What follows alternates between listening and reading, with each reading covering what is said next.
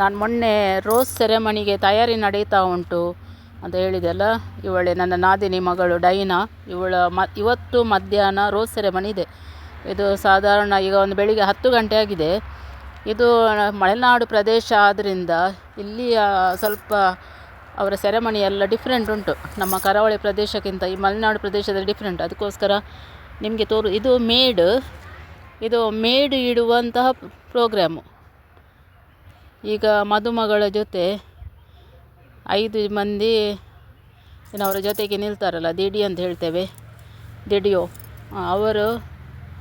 ಅವರೊಂದಿಗೆ ಆ ಮೇಡನ್ನು ತಂದು ಮನೆ ಎದುರಿಗೆ ಮಂಟಪದ ಹತ್ತಿರ ಒಂದು ಬಕೆಟಲ್ಲಿ ಸ್ವಲ್ಪ ಮಣ್ಣು ಹೊಯ್ಗೆ ಹಾಕಿ ರೆಡಿ ಮಾಡಿದ್ದಾರೆ. ಇಲ್ಲಿ ಹೊಂಡ ತೆಗಿಲಿಕ್ಕೆ ಆಗೋದಿಲ್ಲಲ್ಲ, ಅದಕ್ಕೆ ಬಕೆಟಲ್ಲಿ ಅದನ್ನು ಇಡಲಿಕ್ಕೆ ರೆಡಿ ಮಾಡಿಟ್ಟಿದ್ದಾರೆ.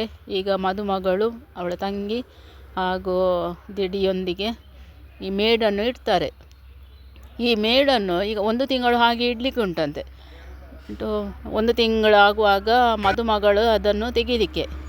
ಈಗ ಇಲ್ಲಿ ಸಾಂಬಾರು ಹುರಿಲಿಕ್ಕೆ ಉಂಟಲ್ಲ. ಈಗ ಅವರ ಮಧ್ಯಾಹ್ನ ಊಟಕ್ಕೆ ಇಲ್ಲಿ ವೆಜ್ ರೈಸ್ ಅಂದರೆ ಸಾಂಬಾರು ಮಾಡ್ತಾರೆ, ಮತ್ತೇನೋ ಪಲ್ಯ, ಮತ್ತು ಏನು ಎಷ್ಟು ಉಂಟು ಅದನ್ನು ಮಾಡ್ತಾರೆ. ಆ ಸಾಂಬಾರಿಗೆ ಈಗ ಮಸಾಲೆ ಕಡಿಲಿಕ್ಕೆ ಏನೆಲ್ಲ ಅಗತ್ಯ ಇದೆ ವಸ್ತು, ಅದನ್ನೆಲ್ಲ ಈಗ ಮದುಮಗಳನ್ನು ಮನೆ ಎದುರಿಗೆ ನಿಲ್ಲಿಸಿ, ಮೊದಲಂದರೆ ಮನೆಯೊಳಗೆ ಪ್ರಾರ್ಥನೆ ಆಗಿದೆ. ಆ ಪ್ರಾರ್ಥನೆ ವಿಡಿಯೋ ನಾನು ತೆಗೀಲಿಲ್ಲ, ಅದು ಮಿಸ್ ಆಗಿದೆ.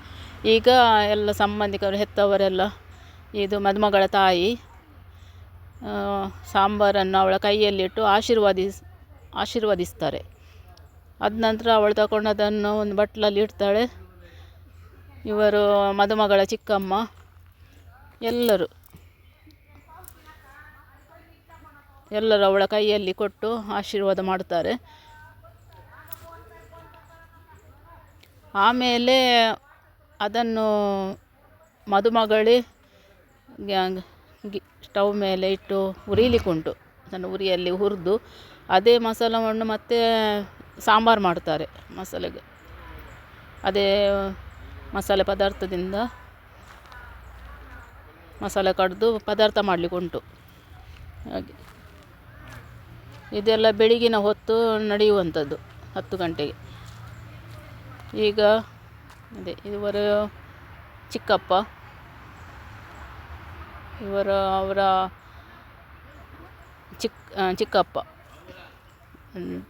ಅಲ್ಲ, ಇವರ ಮಾಮ,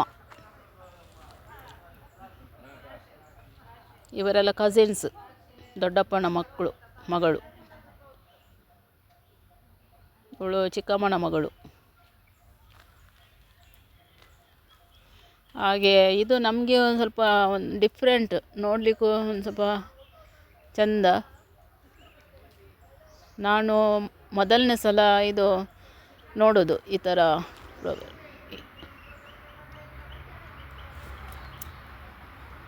ಇದು ಸಾಗರ ತಾಲೂಕು, ಶಿವಮೊಗ್ಗ ಡಿಸ್ಟ್ರಿಕ್ಟ್ ಆಗ್ತದೆ. ಈ ಸಾಗರದಲ್ಲಿ ಈ ಥರ ಅವರದ್ದು ಏನೋ ಸಂಪ್ರದಾಯ ಉಂಟಂತೆ. ನೋಡಿ, ಈಗ ಮಸಾಲವನ್ನು ಹುರಿತಿದ್ದಾಳೆ ಮದುಮಗಳು.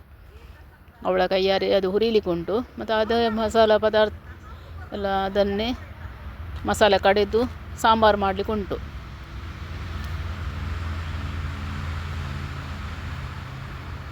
ಸೊ ತಮಗೆಲ್ಲರಿಗೂ ಈ ಸೆರೆಮನಿ ನೋಡಿ ಇಷ್ಟ ಆಯಿತು ಅಂತ ಭಾವಿಸ್ತೇನೆ.